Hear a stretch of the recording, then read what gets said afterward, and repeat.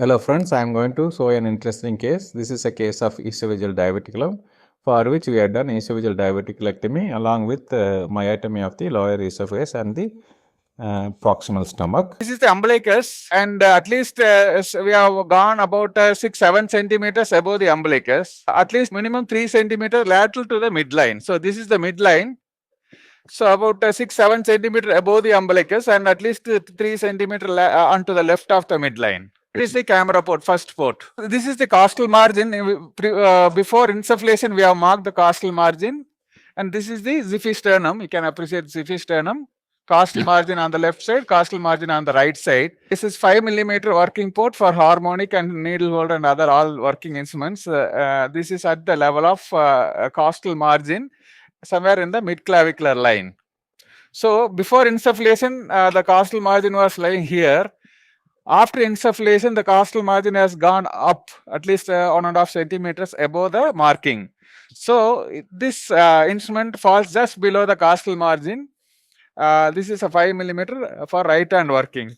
Here, this is the left hand working port, little bit medial to the mid-clavicular line, slightly below the right hand working port. So this is the right hand working port. This is below the level of the right hand working port. This is about 1 or 2 centimeter medial to the mid-clavicular line, so that it can reach the hiatus easily. So these two are all the working instrument. This is a right hand working, this is left hand working instrument. So this is at the mid-clavicular line, this is medial to the mid-clavicular line, this is at the level of costal margin, this is below the level of costal margin. And other liver retraction port you can appreciate here. This is again on the right of the midline. So this is the midline xiphisternum, previously marked xiphisternum. After insufflation, it has moved up. So below the xiphisternum, about 2 centimeter onto the right of the midline, so that it will also inside why we have placed on the right side of the midline. And one more port, this is at the anterior axillary line. This is for the stomach retraction. This is again a 5 millimeter port. These are all the standard ports for all upper GI surgeries. We are introducing the xiphoid port in order to retract the left lobe of the liver, and we will grasp the undersurface of the diaphragm so that it will remain in place until the end of the procedure. And we are opening the gastrohepatic ligament, and if you find a large vessel running in this ligament, that is the replaced left hepatic artery or accessory left hepatic artery. If it is large in size, you have to preserve it. In this case, the right inferior phrenic artery is arising from the left gastric artery. It's a common trunk which is giving branch to left lobe of liver, stomach and the undersurface of the diaphragm. So we are dividing the right inferior phrenic artery and we are approaching the hiatus. The left lobe instrument is depressing the esophagus along with the vagus nerve, anterior vagus nerve, so that it will not get injured. And in the presence of left hepatic artery in the gastrohepatic ligament, the dissection will be slightly difficult. So we are gradually mobilizing the esophagus all around. Now we are working between the esophagus and the left crus, and here we are trying to create a retroesophageal window, and we are introducing an umbilical tape to tie it around the esophagogastric junction. That gives a good traction. So we can use a grasper to pull the tie downward so that we can have a better exposure. Here we are working on the lesser curvature of the stomach. So in order to define the stomach as well as in order to isolate the anterior vagus nerve. So the anterior vagus nerve runs across the lower esophagus from left to right side. So if you isolate this vagus nerve along with its blood supply, it is easy to do myotomy. So and the vagus nerve will not get injured while you are extending the myotomy cranially. We have to dissect the esophagus nicely into the mediastinum so that the diverticulum can be identified and resected. This patient had a symptomatic diverticulum along with the features like achalasia. So we are planning for diverticulectomy along with the myotomy. The diverticulectomy alone will not be enough in these cases. The main cause for the diverticulum is, this is a pulsant diverticulum. The main cause of the diverticulum is the obstruction which is causing the mucosa to bulge out through the muscularis. You can see that we are holding the diverticulum with the left hand instrument. We are dissecting the muscles all around, and we have to identify the vagus nerves, posterior vagus and anterior vagus, and we have to avoid cutting the vagus nerve. We are introducing the blue color cartridge in order to do the diverticulectomy. This division is done with an endoscopy inside the esophagus, so that there will not be any narrowing. So we can see the light of the endoscope.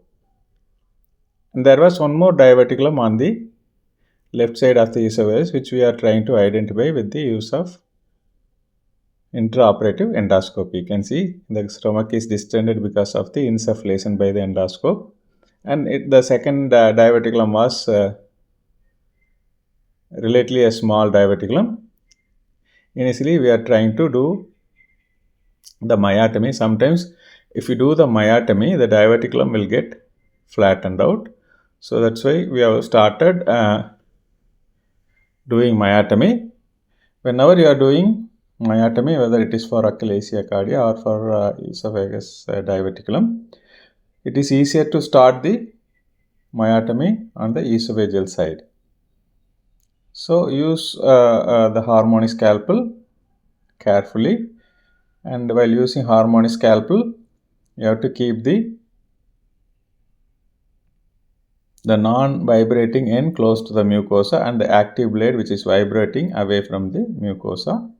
And you can see we are dividing the longitudinal muscle first, and then we are going into the plane between the esophageal mucosa and the circular muscle fiber. You can see nicely the circular muscle fiber, and also you can appreciate the thickness of the esophageal musculature. Because of the obstruction, there is hypertrophy. So two instruments are used, one by the surgeon, other one by the assistant, to hold the myotomy on either side in order to give more traction downwards, so that we can extend the myotomy into the chest. You can see two instruments are pulling the divided muscle caudally, and firmly we are pulling the muscle on either side, so that we can get better exposure in order to extend our myotomy through the mediastinum. This left lobe is slightly bulky, and now we are tying the umbilical tape around the esophagogastric junction. That is again to give more traction, so that we can still go beyond very nicely into the mediastinum, so that the myotomy will be totally completed. After that, we are dividing the umbilical tape. Now the next step will be to assess whether the myotomy has flattened out the diverticulum. We are checking again with the endoscopy. Now we have started to do the myotomy on the gastric side. So we start our myotomy at least 3 to 3.5 centimeter below the esophagogastric junction, and gradually deepen it as you progress cranially until you reach the submucosa. If you see prominent vessels in the stomach, that is the plane of submucosa, you have to be very careful. The mucosal injury happens mostly in the gastric side, so you have to go very slowly. You can appreciate the oblique muscle fibers and divide it carefully. Here again we are checking the diverticula which was lying on the left side of the esophagus. Right side diverticulum already we have divided, and now we are trying to see with the laparoscope and also with the endoscope whether that diverticulum got flattened out, but here it was not flattened, so we thought we can excise it by using a white cartridge because this is only a mucosa. So the diverticulum is excised by using a white cartridge. So there were two diverticulum, one on the right side and the other one on the left side. Both were excised by using staplers. You can see the endoscope is still in the esophagus and it is guiding the stapling. The next step is to add a fundoplication. The stomach is nicely mobilized and we are always preferring to do the 270-degree posterior toupee fundoplication. That will give nice reflex prevention, and normally we place 3 stitches on either side. So it opens up the myotomy and also it adds to the prevention of acid reflux.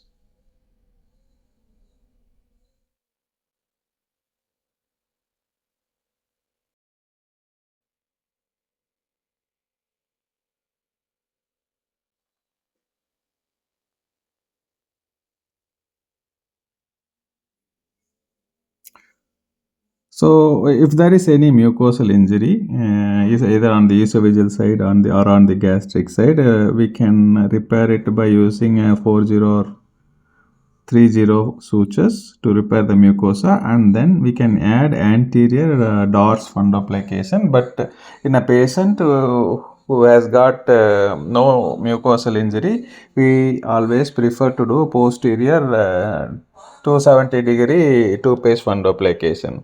That is our choice of anti-reflux procedure. And now we are starting the suturing on the left side of the myotomy. We take a bite to the fundus of the stomach on one side, and the other bite will be on the myotomy, that is the esophageal muscle. So we normally take 3 stitches on either side to complete the anti-reflux procedure.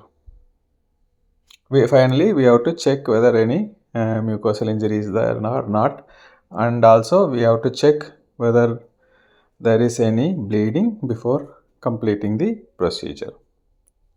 So basically these are all pulsant diverticulum that happens due to increased intraluminal pressure. The esophageal mucosa bulges out through the muscularis, and if it is symptomatic, it has to be treated. If it is a small, myotomy alone will correct the diverticula, but if it is a large, it needs resection and myotomy. Resection of diverticulum alone is not sufficient. You have to add myotomy. That is the primary treatment. Now we are placing a drain to complete the procedure. Thank you very much.